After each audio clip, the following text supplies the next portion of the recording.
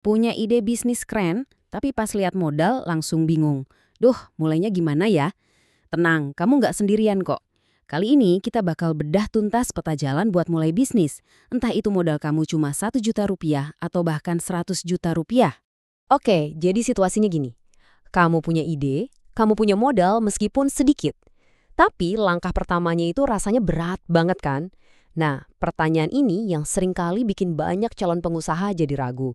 Jadi stuck bahkan sebelum mulai. Yuk kita pecahin bareng-bareng. Dan ini dia, rahasianya. Kuncinya itu bukan di berapa banyak uang yang kamu punya. Sama sekali bukan.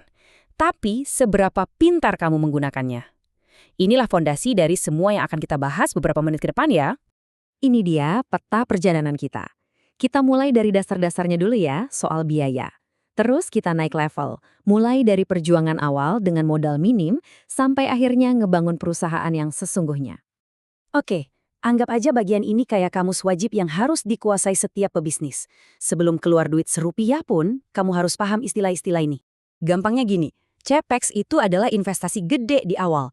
Kamu belinya cuma sekali, tapi buat fondasi bisnis kamu. Kayak beli barang-barang penting gitu.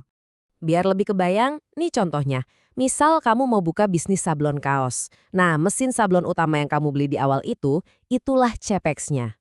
Satu mesin, satu kali pembelian besar untuk ngebangun fondasi. Jelas ya?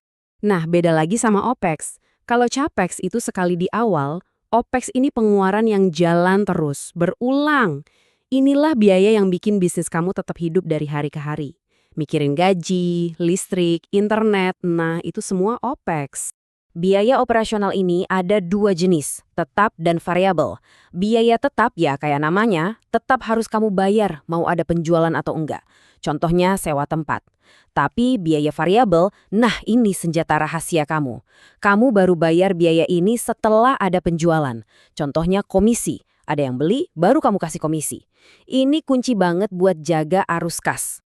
Oke, sekarang kita masuk ke level pertama. Dengan modal cuma 1 juta, gimana caranya? Yuk kita lihat gimana caranya bikin duit segini bisa kerja super keras buat kamu. Mantra utamanya di tahap ini cuma satu, perputaran.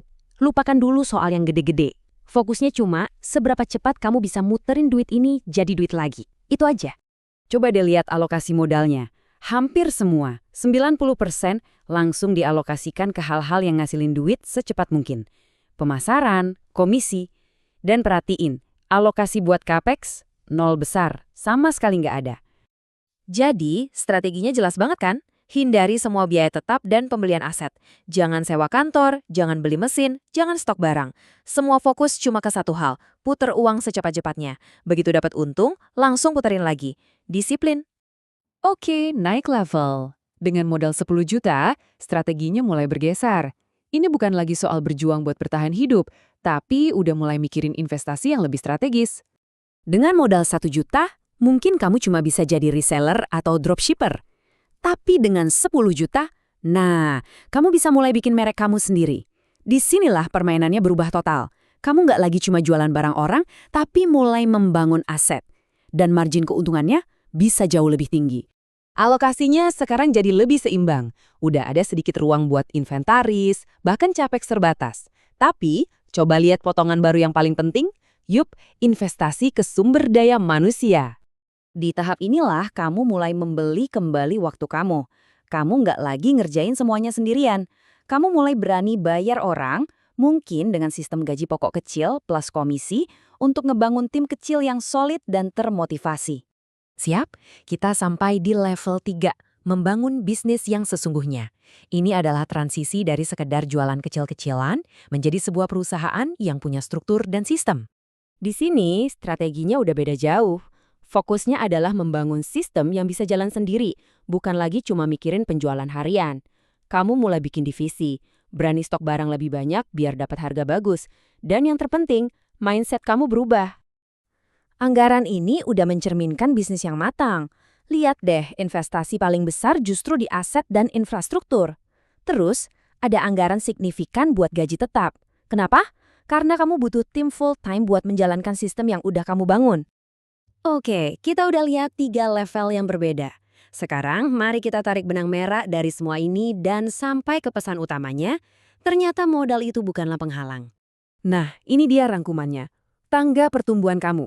Gampang banget kan buat diingat? Tahap awal, fokus ke perputaran uang. Naik level, fokus ke orang untuk bangun tim. Dan puncaknya, fokus ke sistem yang bisa jalan secara mandiri. 3 tahap, 3 fokus yang jelas. Terus gimana kalau kamu mulai bener-bener dari nol? Nggak punya modal sama sekali. Perjalanan kamu tetap bisa dimulai. Pakai modal keringat, tenaga dan waktu kamu buat dapatin 1 juta pertama. Begitu dapat, langsung terapkan strategi level 1 tadi. Jadi, poin terpentingnya adalah ini. Pengetahuan inilah yang memberdayakan kamu, gak peduli berapapun modal awalmu. Uang itu cuma akselerator, cuma bensin. Tapi strategi dan pengetahuanmu lah yang jadi setirnya, yang menentukan arah. Jadi, setelah melihat seluruh peta ini, pertanyaan terakhirnya bukan lagi gimana ya caranya, tapi bisnis apa yang akan kamu bangun.